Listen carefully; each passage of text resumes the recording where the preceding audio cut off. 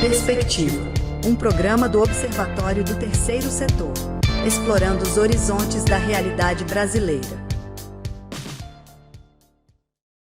Segundo dados do CDC, Centro de Controle de Prevenções de Doenças, a sigla inglesa para o órgão ligado ao governo dos Estados Unidos, existe hoje um caso de autismo para cada 110 pessoas.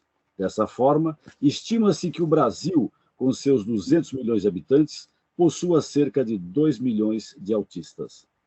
Eu sou Franklin Valverde e começa agora o Perspectiva, um programa do Observatório do Terceiro Setor. Vamos falar hoje sobre a conscientização do autismo. E para falar sobre esse tema, nós convidamos Wolf Koss, presidente do Instituto Olga Koss de Inclusão. Wolf, seja bem-vindo ao Perspectiva. Olá a todos, eu sou Wolf Koss, presidente do Instituto Olga Koss, um homem branco, 1,78 m, careca, uso óculos, tenho bigode, estou vestindo uma camisa branca, uma calça jeans, estou num ambiente que tem um sofá atrás de mim, ao meu lado tem o meu assessor de imprensa, o Pedro, e é uma honra muito grande estar no seu programa. O seu programa, ele é muito importante para quem lida com causas e para as organizações não governamentais. Muito obrigado pelo espaço. Obrigado a você pela presença e também agradecendo você pela sua descrição, coisa que eu não fiz no início da apresentação deste programa, mas podemos fazer agora. Eu sou também um homem branco, meu cabelo é grisalho, assim como minha barba também, uso óculos, estou com uma camisa xadrez e atrás de mim tem uma estante com livros. E o nosso outro convidado é o William de Jesus Silva, diretor de comunicação da Abraça, que é a Associação Brasileira para a Ação dos Direitos das Pessoas Autistas. O William também é diretor criativo na diretoria de comunicação do VNDI, Vidas Negras com Deficiência Importam, e é segundo tesoureiro do Sindicato dos Servidores do Ministério Público do Estado de São Paulo. William, seja bem-vindo ao Perspectiva. Bom, eu gostaria de começar agradecendo pelo convite do pessoal do Observatório do Terceiro Setor, e já quero começar fazendo uma correção. Essa proporção que foi citada aí, ela já está desatualizada, porque Perfeito. Tem os dados do mesmo CDC, do Center for Disease Control and Prevention, que é o Centro de Diagnóstico de Doenças, que mostra que em 2020 essa proporção ela oscila para 1 a cada 36 crianças são diagnosticadas como pessoas autistas. Inclusive, é uma coisa que eu recomendo que a gente use o termo pessoa autista, porque a palavra pessoa com autismo, apesar de estar em uma certa consonância com o que diz a convenção, acaba desconsiderando o autismo como identidade neurodiversa. Falo também como um dos representantes do movimento pela neurodiversidade, então eu achei importante fazer essa colocação aqui. Perfeito, ou seja, pessoa com autismo. Pessoa autista. Pessoa autista, ou seja, não com autismo, pessoa autista, perfeito. Porque assim, apesar do termo pessoa com autismo estar um pouco em consonância com o que diz a Convenção da ONU, a forma como é falada desconsidera que o autismo também pode ser uma identidade. Porque é uma característica, é uma condição indissociável. Então, por isso a gente prefere, até também por questão de luta política.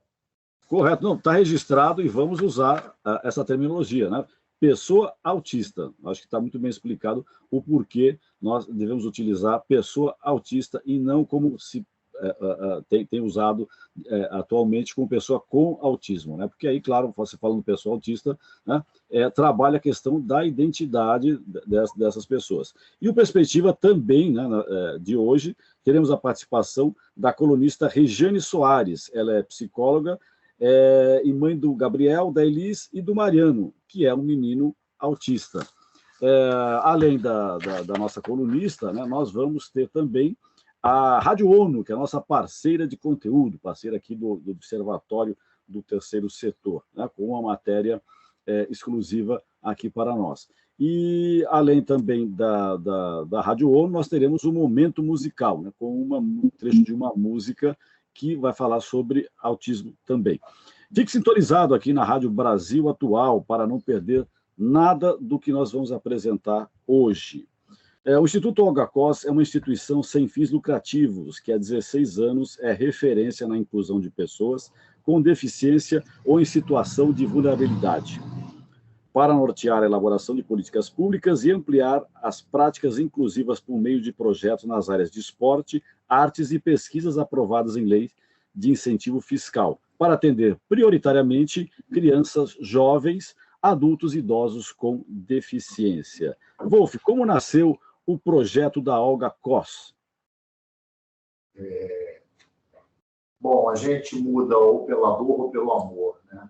No meu caso, foi mais pela dor. Eu fiz uma cirurgia cardíaca em 2004, e aí peguei uma infecção hospitalar e fiquei 1 ano hospitalizado, e ganhei extrema-unção umas 2 vezes, e a Olga, minha esposa, não deixou eu desistir.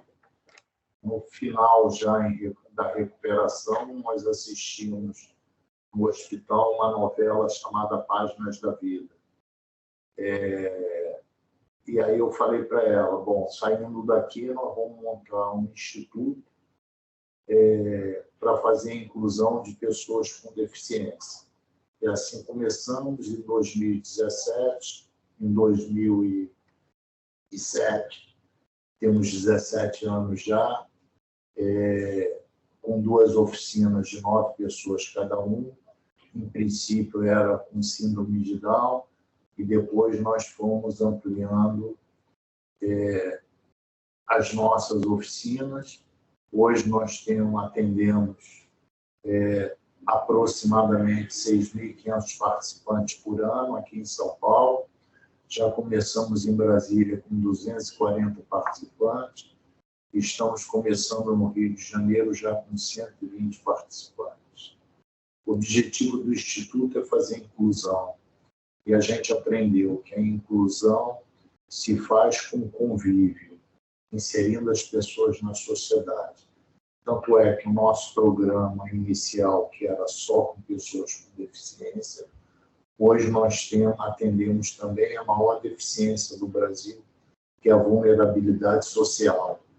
E essa inclusão se faz rapidamente porque as pessoas em vulnerabilidade social também são excluídas. Perfeito. O William, e como é que se dá a atuação da Abraça, que é a Associação Brasileira para a Ação dos Direitos das Pessoas Autistas? Bom, antes de mais nada, é muito importante frisar que a Abraça ela já tem uma trajetória expressiva dentro do segmento de pessoas com deficiência no Brasil, né, e mais especificamente no segmento de pessoas autistas. Nós vamos completar 16 anos, né, em breve, e nós fizemos e ainda fazemos, né, incidências internacionais junto à ONU e junto a outras organizações de direitos humanos na América Latina, como a RIADS, a International Disability Alliance, que é conhecida pela sigla IDA, ou AIDA, né, na hora de pronunciar. E, assim, a gente tem atuado muito pelo protagonismo das pessoas autistas. Anualmente, nós fazemos algumas campanhas de conscientização, né? Cada ano é um tema diferente. Isso desde o nosso início, né? A Abraça começou dentro da Casa Esperança, lá em Fortaleza, no Ceará, e atualmente a gente faz incidência com várias organizações de direitos humanos, a gente faz ações em parceria também com outras organizações nacionais, e a gente tem uma série de valores e princípios estatutários. O primeiro deles, a ação pela inclusão e cidadania plena das pessoas autistas, seguida da desinstitucionalização e fortalecimento dos laços familiares. o respeito à diversidade humana, a gente preza também por uma atuação interseccional, levando em conta outros marcadores sociais como raça, gênero, orientação sexual. E a gente também luta contra práticas abusivas e excludentes que afetam as pessoas autistas, além de prezar por uma gestão democrática e participativa. Eu acho que um dos nossos marcos mais recentes foi a nomeação do nosso diretor técnico, o Alexandre Mapurunga, para ser o coordenador, diretor mesmo, né, da pasta de educação especial na perspectiva da educação inclusiva lá no Ministério da Educação. Isso foi um aceno muito importante do governo federal para com a comunidade autista. E mais do que isso, né, como eu falei, em cada ano a gente faz uma campanha diferente, né, algumas campanhas muito marcantes da Abraça, eu posso citar tranquilamente, né? 2017, a gente fez uma campanha com relação ao direito sobre o próprio corpo, para denunciar questões pouco faladas dentro da comunidade do autismo, como, por exemplo, a situação das mulheres autistas, os casos de violência sexual, entre outros. Em 2018, a questão da vida em comunidade, né, que trata também justamente dessa questão da desinstitucionalização, né, de autistas de alto nível de suporte. E em 2019, essa é uma campanha que eu me orgulho muito de ter articulado, que tem a ver com a questão da participação política das pessoas autistas. Nós fizemos, no Dia do Orgulho Autista daquele ano, uma audiência pública histórica lá na Câmara dos Deputados, né, pela Comissão de Direitos Humanos da Câmara dos Deputados, né, no dia 18 de junho, uma audiência que todos os debatedores eram autistas. Tirando, é claro, os parlamentares que eram os anfitriões do evento, né, junto conosco. Correto. Mas a gente buscou falar de questões como a importância dos autistas participarem das instâncias de decisão, participarem também dos partidos políticos, de movimentos sociais, de outras organizações de direitos humanos, além, é claro, né, de outras questões como, por exemplo, o incentivo a essa participação. E a gente preza muito também por o que preconiza o movimento pela neurodiversidade, né, a rejeição da classificação do autismo como doença, e, lógico, o combate aos tratamentos abusivos e degradantes. O MMS, eu creio, ser o exemplo mais conhecido disso. O MMS, o que é? Ele é um composto, né, feito à base de dióxido de cloro, que vem sendo vendido por um grupo de charlatães no exterior como sendo a cura do autismo e até da Covid. O MMS, quando ingerido de forma pura, o que ele pode provocar? Ele pode deteriorar os tecidos intestinais e pode até levar à morte. Certo. Agora, então, você tem acho que é até um dever cívico nosso fazer esses alertas. Correto. Nós temos muitas questões, inclusive essas, para debater durante o decorrer do nosso programa, e eu gostaria que você, William, falasse como é que as pessoas podem participar do Abraça, e eu faço essa mesma questão também para o Wolf, né? Você responde rapidamente, eu passo para o Wolf e a gente pede um intervalo e volta continuando com o nosso papo aqui no Perspectiva. Como é que as pessoas podem participar do Abraça? No caso da Abraça. Da Abraça, perfeito. Então, em primeiro lugar, nós temos um site, né, que é o abraça.net.br, né, vale frisar, Abraça sem o cedilha, né, e assim, né, principalmente para a pessoa autista se filiar, ela deve preencher uma ficha de filiação, aguardar um contato nosso para passar pela reunião de acolhida, para ter a entrada admitida. E assim, nós temos um grupo de membros no WhatsApp e temos também um grupo mais amplo que é o Abraça Geral, onde as pessoas que não são filiadas, mas que gostariam de colaborar, podem participar, trazer sugestões de temas, entre outras coisas. Perfeito. Mas eu aconselho que vocês entrem no site da Abraça para obter melhores informações, mas por hora é isso. para ser membro da Abraça, principalmente pessoa autista ou familiar de autista, é preencher a ficha de filiação, aguardar o contato para agendar a reunião de acolhimento e, lógico, né, compactuar com os nossos princípios. Porque não adianta a pessoa entrar na Abraça e depois começar a falar um monte de abobrinha e defender coisa que não tem nada a ver com os princípios que a Abraça defende. Sem dúvida, sem dúvida, sem dúvida. E, Wolf, como é que as pessoas podem participar do Instituto Olga Cos? Bom, o Instituto Olga Cos, ele atua na sociedade através de oficinas participativas de esporte. No esporte é judô, karatê, taekwondo, capoeira, basquete, futsal. Em artes, nós temos as modalidades de artes plásticas, fotografia, música, dança e teatro. Todas essas oficinas são gratuitas. Então, as pessoas que quiserem participar, elas devem entrar em contato através do e-mail contato@institutoolgacos.org.br. São oficinas gratuitas.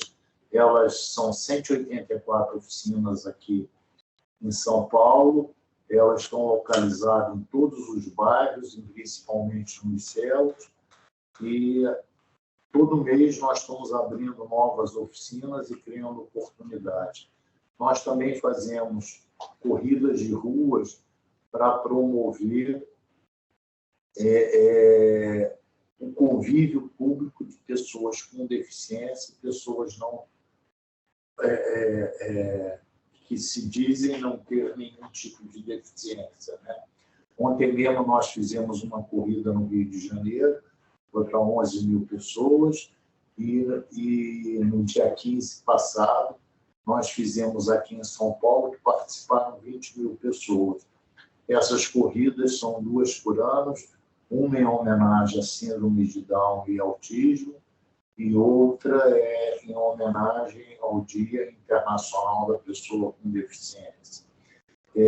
Interessante é que nessas corridas nós divulgamos um movimento mundial chamado Rock Your Socks, em que as pessoas vão com meias trocadas, para mostrar que ser diferente é ser igual e que não existe diferença entre pessoas com deficiências e não.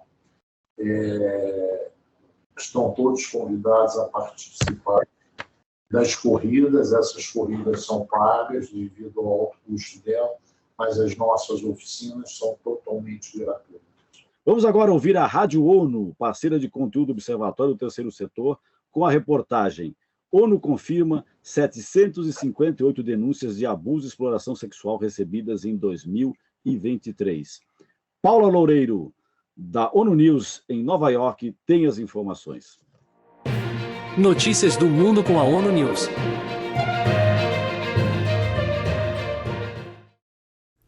As Nações Unidas anunciaram ter recebido um total de 758 denúncias de abuso e exploração sexual em 2023.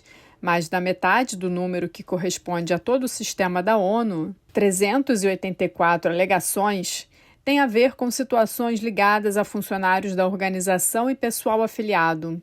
Um vídeo gravado pelo secretário-geral pelo lançamento do relatório destaca que os autores desta forma de violência abusam o poder, prejudicam e traumatizam as vítimas e destroem a confiança dada à organização por comunidades servidas por ela. It is up to all of us to eradicate sexual exploitation and abuse from our work, support victims. Antônio Guterres diz que cabe a todos os funcionários eliminar a exploração e o abuso sexual do local de trabalho, apoiar as vítimas e responsabilizar os autores e seus facilitadores. Para o líder das Nações Unidas, a adoção de uma abordagem de tolerância zero pelos líderes deve ser prioridade. Quanto ao papel dos trabalhadores, Guterres defende o dever de denunciar e agir contra qualquer irregularidade. O chefe da ONU pede aos países membros que analisem e treinem as tropas e agentes policiais de forma adequada, respondendo de forma urgente e determinada a quaisquer alegações e resolvendo rápido todas as reivindicações das vítimas. Da ONU News em Nova York, Ana Paula Loureiro. Essa foi Ana Paula Loureiro, direto lá da Rádio ONU News, né, da ONU, Rádio ONU, né, com a ONU News, dando essas informações, né? Bom, nós temos aqui os dados de uma pesquisa, né? De acordo com a pesquisa realizada pela Genial Care e pela TISMU, 46% das pessoas autistas entrevistadas trabalham em tempo integral. E segundo a mesma pesquisa, 24,2% são pessoas que estão no espectro e também são responsáveis por uma criança com o diagnóstico, né? Bom, vamos lá, eu acho que é importante, acho que um programa como esse aqui, a gente tem que começar a quebrar certas ideias. Então, como a gente pode digamos, colocar e mostrar para as outras pessoas que a pessoa autista é capaz de fazer outras coisas quaisquer, como outras pessoas, como trabalhar em tempo integral, né? Precisamos acabar com essa ideia bastante preconceituosa. William, como é que a gente pode fazer isso, as pessoas começarem a olhar de uma maneira diferente, e não só olhar, ter atitudes diferentes para as pessoas autistas, né? Ver de uma forma como uma pessoa, como outra qualquer, né? Como é que a gente pode fazer isso? Como é que a sociedade pode começar a agir de maneira diferente? Então, em primeiro lugar, eu acho importante aqui fazer algumas correções. Esses dados que foram apresentados, eles precisam ser atualizados, porque o próprio CDC publicou uma pesquisa em abril do ano passado, né, relatando o aumento desses casos nos Estados Unidos. Né, de 1 para cada 150 crianças, agora é de 1 para cada 36. E, assim, com relação à questão da empregabilidade, eu acho importante ressaltar que aqui no Brasil, por exemplo, a gente não tem essa facilidade para arrumar emprego, não. Inclusive, segundo o IBGE, 85% dos autistas estão fora do mercado de trabalho. E, inclusive, um dos meus focos de atuação no movimento pró-neurodiversidade é justamente a inclusão do autista no mercado de trabalho e também a questão do acesso e permanência no ensino superior. Então, eu acho importante, né, fazer essas correções. O que a gente precisa fazer? Em primeiro lugar, o Estado, né, o poder público, precisa botar as manguinhas de fora. Começar a fazer políticas públicas de empregabilidade para pessoas autistas. E não é só para colocar em função de escadinha. Tem que ser também para colocar autista em cargo de chefia e de comando. Isso é muito importante. Né? Muitas vezes tem autistas que entram no mercado de trabalho, tem currículo para assumir cargo de chefia e de comando e que é colocado para fazer função operacional. O que é uma coisa absolutamente injusta. Quer dizer, ele tem currículo para fazer assumir um cargo de natureza gerencial, aí acaba sendo relegado a exercer um cargo de natureza operacional, né, um cargo de subordinado. Então, isso é uma coisa que tem muito a ver também com a questão do capacitismo, que é a discriminação em razão da deficiência. No caso do nosso caso, no caso das pessoas autistas, isso é mais complicado ainda. Perfeito. É mais complicado ainda porque, só para concluir, muitos autistas, eu fui procurado por outros autistas, e o que eles me falam? Que às vezes eles têm que esconder o diagnóstico de autismo na entrevista de emprego para não correr o risco de ser eliminado no processo seletivo. Isso acontece muito, infelizmente. Então, uma das coisas que a gente precisa fazer, que o poder público precisa fazer, é política pública de conscientização de empregabilidade de pessoas autistas. E mais do que isso, né? Fazer cumprir a lei de cotas para pessoas com deficiência no mercado de trabalho, que isso é muito importante também. Ela não é cumprida. E, sobretudo, garantir condições de acessibilidade sensorial para a pessoa autista trabalhar. Por exemplo, autistas têm muitas questões sensoriais envolvendo ruídos, determinados tipos de cores e cheiros. Então, a gente precisa pensar acessibilidade sensorial não só no mercado de trabalho, mas também em outras áreas como educação, saúde, segurança pública, não como gasto, mas como investimento. Quando a gente investe em acessibilidade, a gente está investindo em inclusão e, sobretudo, em emancipação. Correto. Wolf, como é que você vê essa questão? Como é que a gente pode trabalhar para que a pessoa autista, assim como também pessoas com portadoras de outras deficiências se sintam mais acolhidas dentro da sociedade, a sociedade comece também a olhar de uma maneira diferente, né? Sem preconceito para essas pessoas.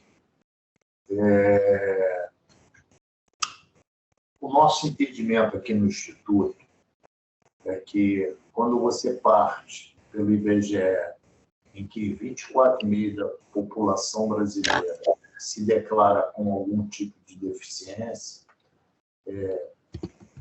e a gente não consegue identificar qual tipo de deficiência e qual o grau de deficiência que essa pessoa tem, a gente vê que nossas políticas públicas de pesquisa elas estão num caminho que não nos dão muita tranquilidade. O Instituto Olga Costa tem lutado, principalmente em São Paulo, em fazer uma pesquisa direcionada na cidade de São Paulo para ver quais são as necessidades e aonde estão as pessoas com deficiência.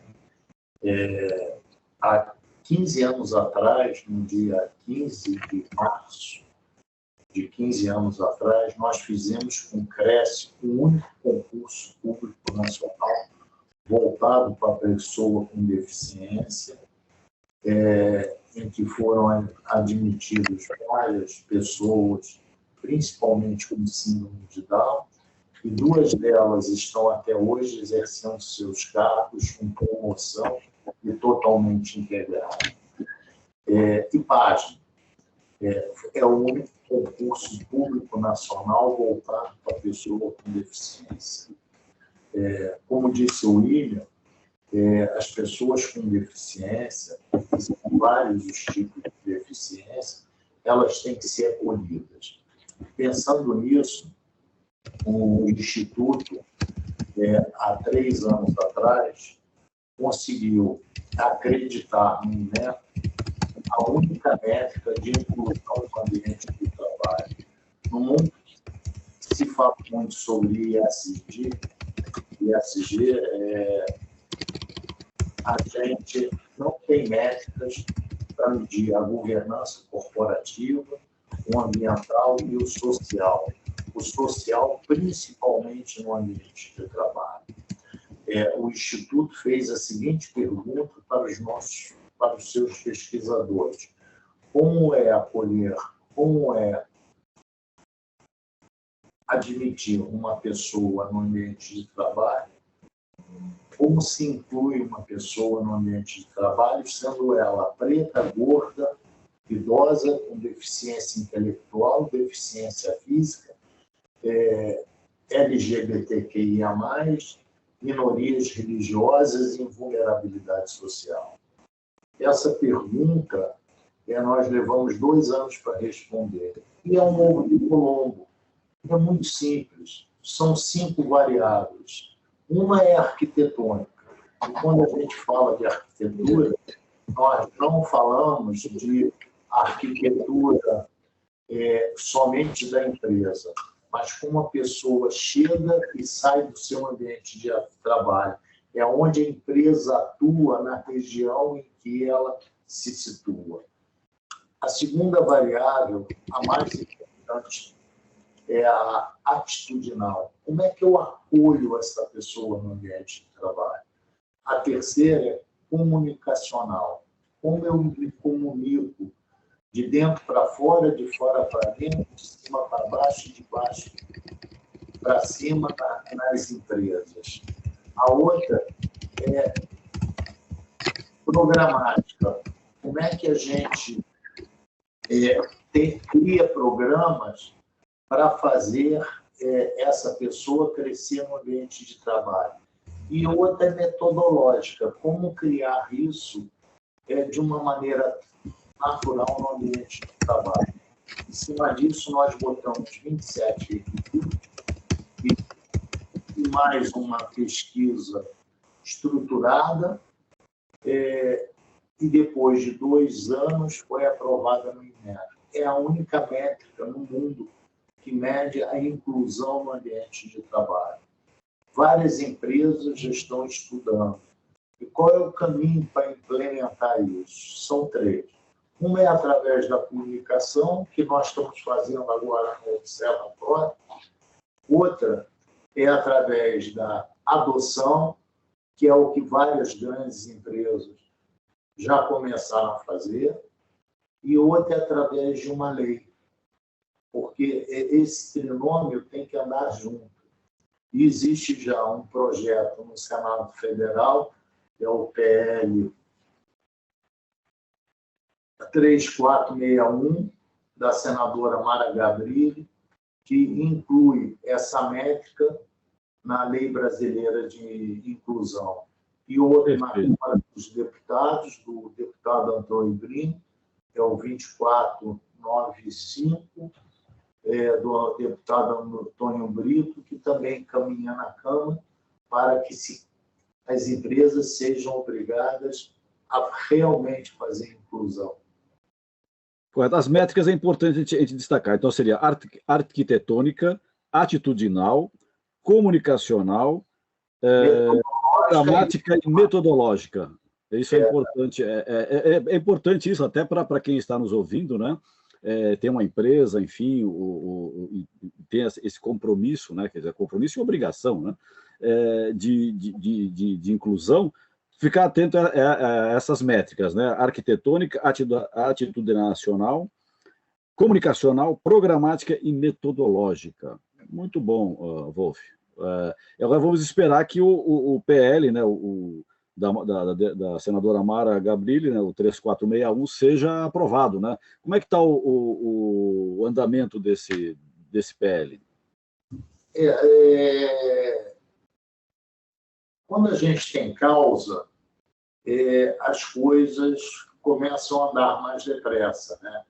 Então, você vê a senadora Mara Gabrilli, uma senadora de oposição, o deputado Antônio Brito também mas existe, no entendimento de todos os partidos, que isso deve acontecer.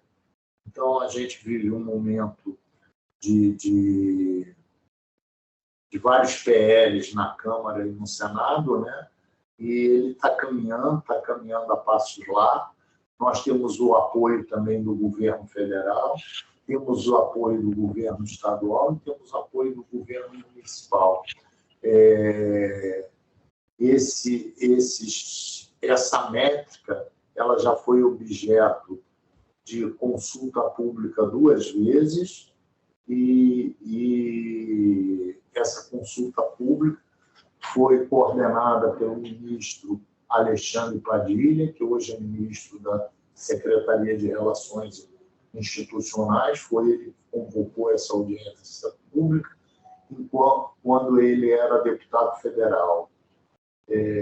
Existe uma vontade de todos os partidos e do governo e que seja aprovada e que seja posta em prática a inclusão. Perfeito. William, que políticas públicas devem ser tomadas em prol da conscientização do autismo, né? Além desse projeto aí que amplia, né, não só a questão do autismo da senadora, mas que políticas públicas? Como é que você Qual vê o isso? número do PL? 3461. 3461. 2023. Bom, antes de mais nada, a gente precisa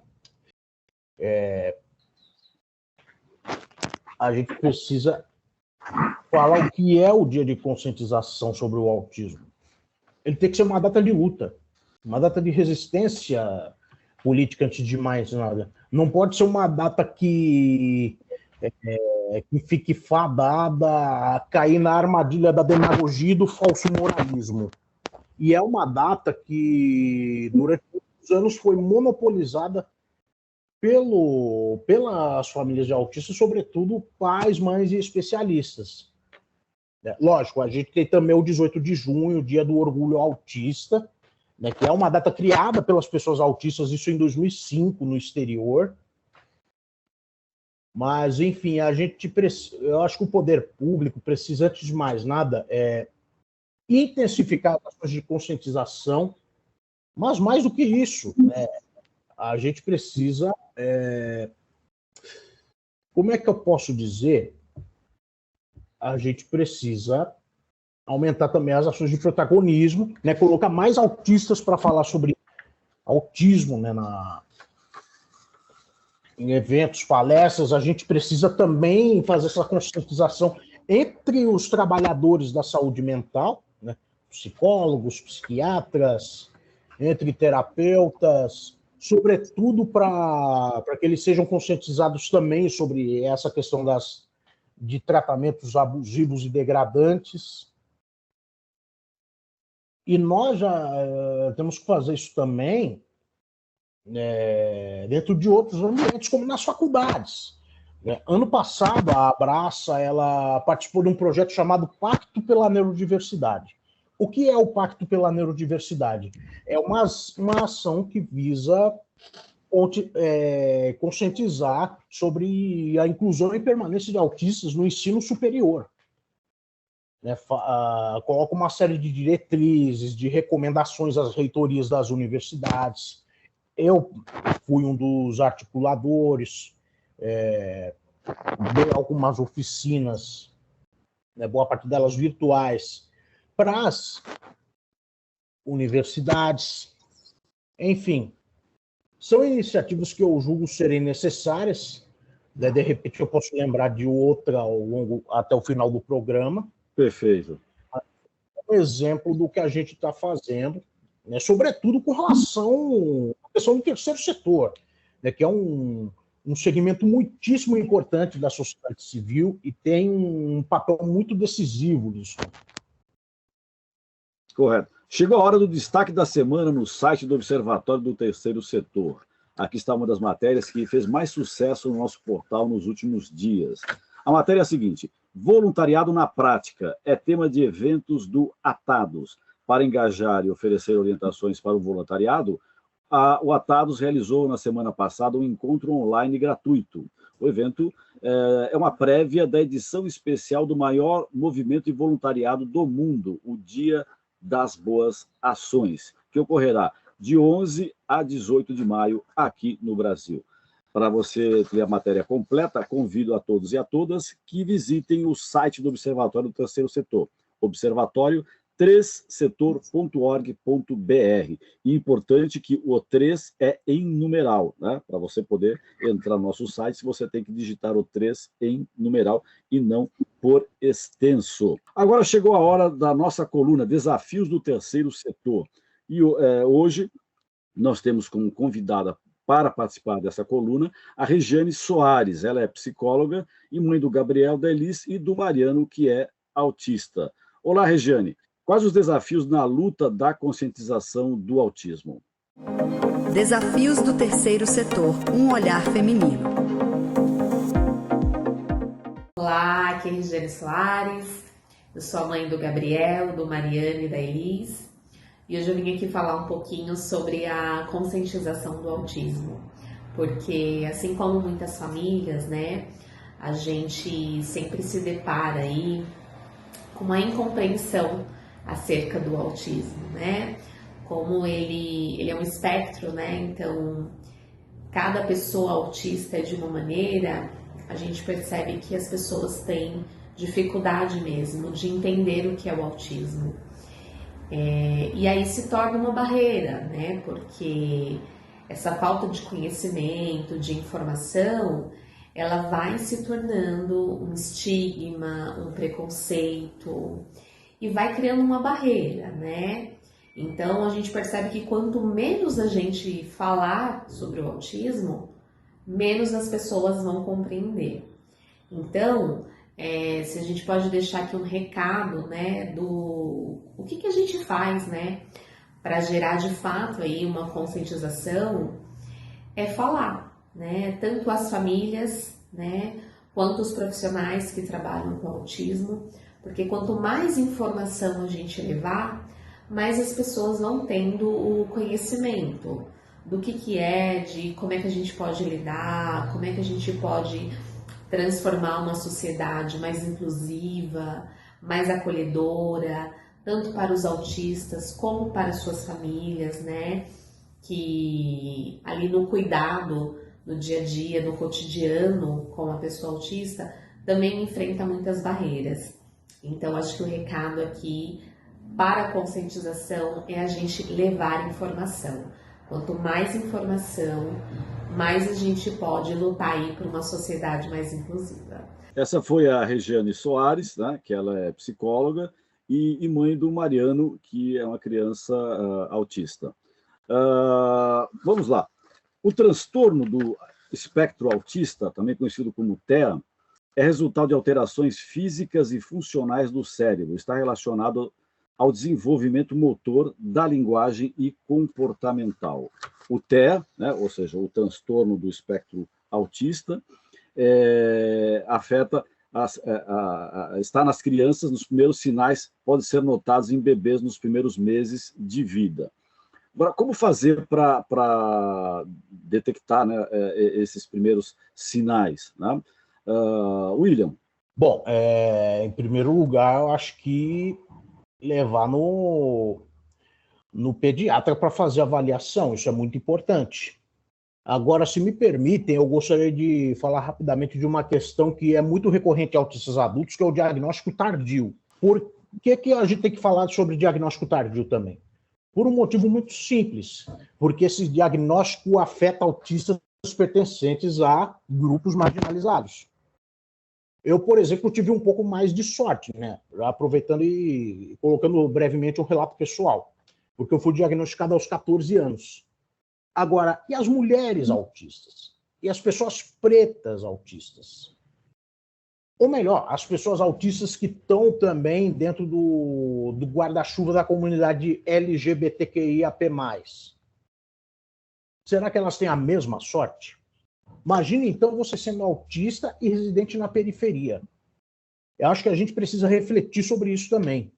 Muitos autistas estão tendo diagnóstico tardio por conta de despreparo e falta de conscientização de uma parte expressiva dos trabalhadores da saúde mental. Tem autista que está tendo diagnóstico fechado depois dos 40, 50 anos. Alguns até morrem sem ter o diagnóstico definitivo.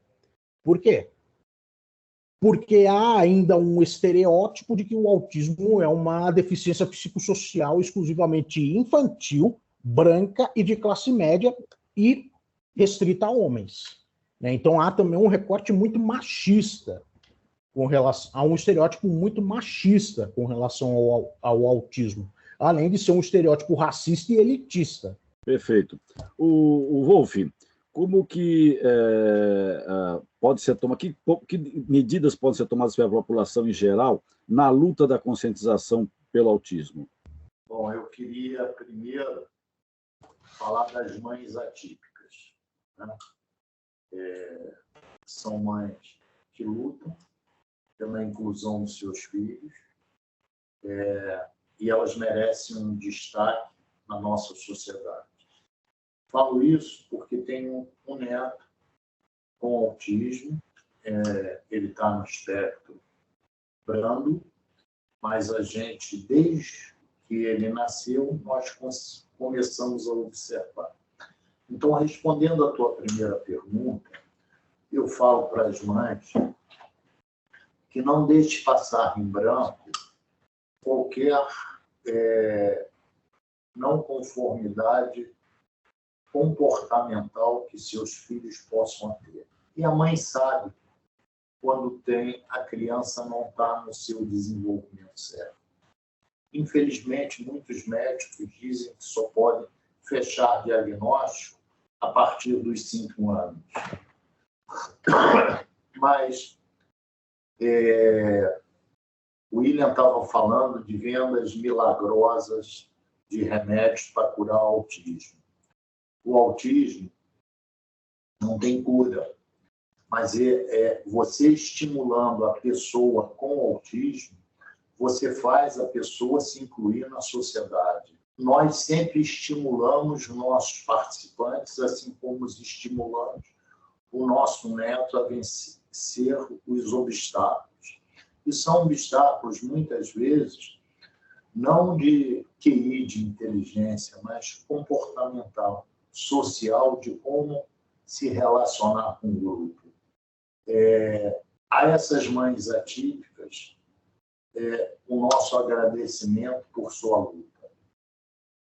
O Instituto está fazendo um depoimento, está colhendo depoimentos de muitas mães autistas para que possam ser inspiradores para outras mães que tenham o mesmo tipo de problema. Diagnósticos tardios é o pior problema para a pessoa com autismo. Só tem uma maneira de inserir a pessoa com autismo na sociedade, através da estimulação. E a conscientização da sociedade, ela se faz com luta, como o William falou, e também por pequenos gestos. Convoco todos os seus ouvintes e a todos que possam ter conhecimento dessa entrevista. Amanhã, fazer um gesto simples, que é um gesto de luta. Venha com um pé de meia trocado, um de uma cor ou de outra, para mostrar que não existe diferença no mundo. Somente quando nós tirarmos os preconceitos de dentro da gente é que nós vamos poder incluir as pessoas com deficiência na nossa sociedade. É isso. Correto. William, você pediu para falar, para complementar o sim, né? Só para complementar o que o Dr. Wolff estava falando, ele falou das mães atípicas, ele fez muito bem em falar isso, porque a gente recebe também muitos relatos, principalmente de mães atípicas que são, além de tudo, mães solo.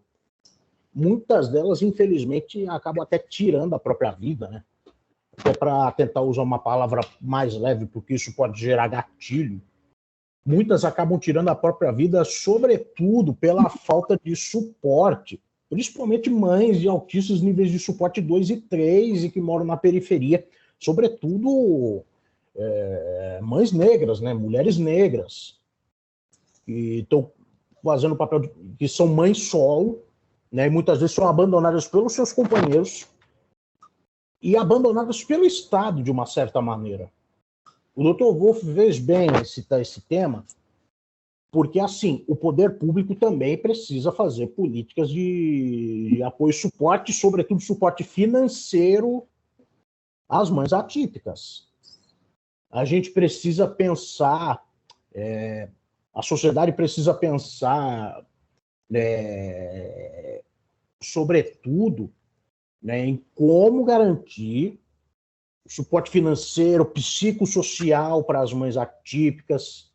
A gente precisa fazer valer o que diz a Lei 12.764, que é a Lei do Autismo. Eu não gosto muito de usar, muita gente chama de Lei Berenice Piana, mas assim, eu, como ativista, eu tenho críticas muito contundentes à atuação da Berenice Piana, mas não me cabe aqui no momento falar a respeito disso, mas enfim.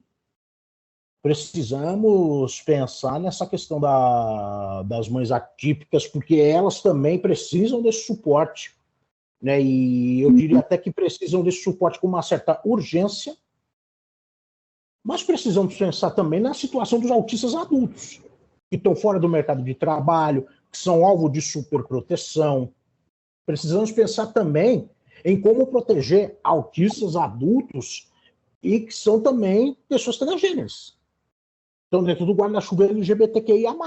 Muitos deles sofrem violência por parte de suas próprias famílias, muitos acabam ficando em situação de vulnerabilidade, até virando morador de rua, e muitos, infelizmente, também tiram a própria vida. Por quê? Por conta de tudo isso que eu falei, por conta da falta de suporte do Estado, da falta de compreensão da sociedade civil e, sobretudo, por causa de capacitismo.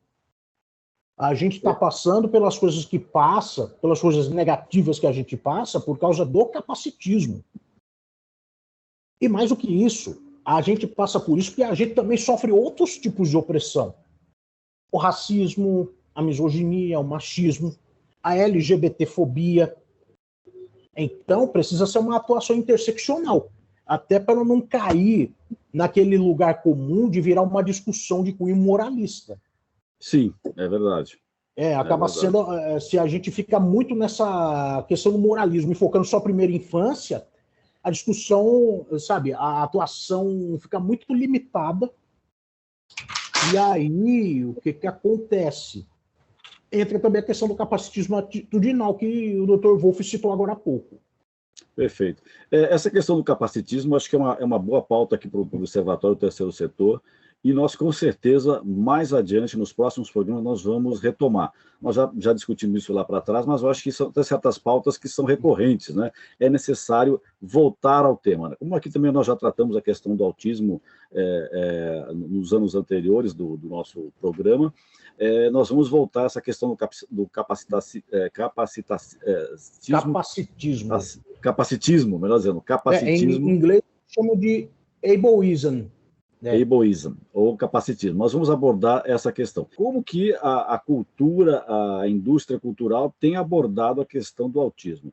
Tá? E eu começo até pelo William, né, que é uma pessoa que pode dizer como é que ele se sente, como é que a questão do autismo é abordado pela cultura, pela indústria cultural de maneira geral. William. Acho que não só pela indústria cultural, pelo sistema como um todo. Esse negócio de usar azul, cara, eu sou contra. Aliás, não só eu, mas o movimento pró-neurodiversidade, ele tem uma crítica muito incisiva com esse negócio de usar azul para representar o autismo. Por quê? Porque reforça um estereótipo machista, de que o autismo é uma condição, além de infantil e restrita a crianças brancas, é uma forma de dizer que só existe homem autista, criança autista do gênero masculino. Por quê? Se exclui mulheres autistas, exclui pessoas não binárias que estão dentro do espectro. Então, eu me recuso, aliás, não só eu, mas a maioria dos ativistas autistas se recusa a ser representado por esse negócio de azul. Quebra-cabeça também é outro problema. Tem muita gente que fala, mas é só um símbolo. O problema nem é o símbolo, mas é a mensagem que está por trás, que as pessoas precisam acordar para isso. As pessoas precisam estar alertas quanto a isso. A gente tem crítica ao uso do azul e ao uso do quebra-cabeça. Porque quem começou com essa coisa de usar azul? A Autism Speaks. A Autism Speaks, ela é uma organização anti-autista lá dos Estados Unidos, que visa não só a cura do autismo, mas silenciar ativistas autistas. Eles ganham muito dinheiro financiando pesquisas para uma suposta cura do autismo. Fora que eles fazem a gente sabe que não existe cura. A gente sabe que não existe autismo cura. Não é doença. Mas assim, o autismo que começou com esse negócio de usar quebra-cabeça e de usar azul. A bem da verdade, quem começou com esse negócio do quebra-cabeça foi a National Autistic Society lá do Reino Unido na década de 60, que botaram uma peça de quebra-cabeça e um menininho chorando no logotipo para dizer que estava, entre aspas, sofrendo de autismo. Então, eu acho que essa pergunta não deve ser dirigida só à indústria cultural, mas ao sistema de uma forma geral. Perfeito. A abordagem, eu acho que ela está muito aquém. Eu acho que precisa ter mais pessoas autistas participando da indústria cultural, sendo protagonistas da indústria cultural, tendo maior propriedade para falar sobre o tema. E, assim, nós, do movimento de neurodiversidade, nós adotamos o símbolo do infinito preenchido com as cores do arco-íris, porque ele representa a diversidade existente dentro do espectro do autismo e da neurodivergência como um todo. Então, a gente tem essa crítica justamente porque esses símbolos, quebra-cabeça, o uso da cor azul, são reforçadores capacitistas.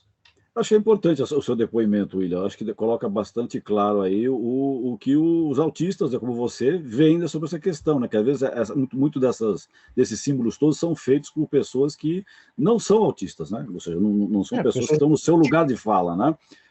Por melhor que estejam bem intencionadas, né? Vamos dizer, né? Tem algumas que estão muito bem intencionadas, mas às vezes falta esse diálogo que eu acho que é fundamental. E olha, falando em diálogo... Isso, né?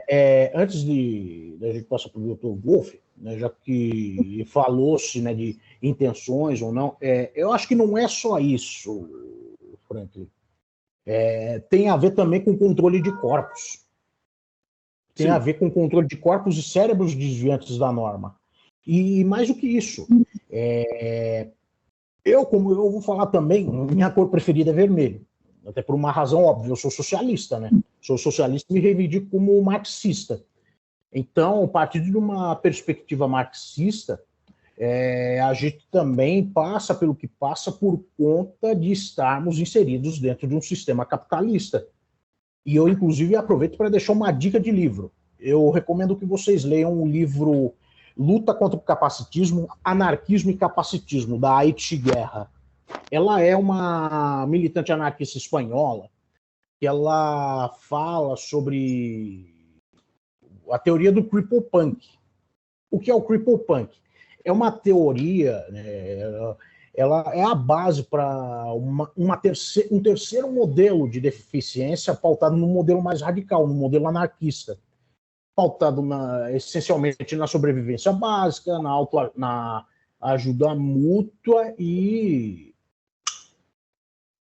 em melhores condições de sobrevivência. Correto. Então, desculpa te interromper, William, que nós já estamos, o horário já está estourando. Não, já concluí. Perfeito, eu agradeço a sua presença e no nosso programa passo para o Dr. Wolf Costa para o encerramento do nosso programa. Eu sei que nós estamos em cima da hora, então eu vou aproveitar para fazer as minhas observações e já os meus agradecimentos finais. Eu quero dizer para vocês assim, a vida é uma evolução. Quando nós começamos a trabalhar com síndrome de Down, eu sempre citei a paz, porque há 70 anos atrás, quando não tinha nada, a paz se propôs a fazer alguma coisa em prol de uma educação que não era uma educação inclusiva, mas era um local de reunião em que pegava pessoas com síndrome de Down e faziam elas aprender a ler, escrever e a dar uma profissão para elas. Então, a partir daí, a inclusão ela foi se fazendo de várias maneiras e foi evoluindo. O quebra-cabeça, a cor azul, por mais que nós tenhamos críticas a isso, foi um passo inicial. Cabe a gente agora aperfeiçoar o sistema e fazer as correções de rotas que se fazem necessárias. Nós, durante muito tempo, escondemos as pessoas com deficiência. Agora elas estão aparecendo. Os diagnósticos tardios se devem à transparência com que falam de autismo. Agradeço muito a você, Franco, o espaço, a oportunidade, tá? E volto a reforçar. Amanhã, todo mundo de meia trocada para mostrar que ser diferente é ser igual. Obrigado. Uma boa atitude, Dr. Wolf.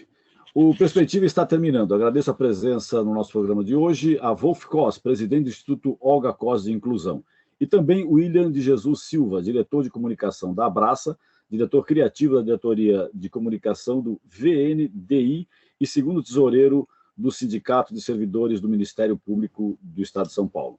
Esse programa foi produzido pela equipe do Observatório do Terceiro Setor. Na próxima quinta-feira, às 16 horas, acompanhe o nosso programa Brasil ODS, na pauta do programa Enchentes e Inundações. Ficamos por aqui, sempre na luta por uma sociedade mais justa, solidária, tolerante e sustentável. Até o próximo programa. Perspectiva, um programa do Observatório do Terceiro Setor, explorando os horizontes da realidade brasileira.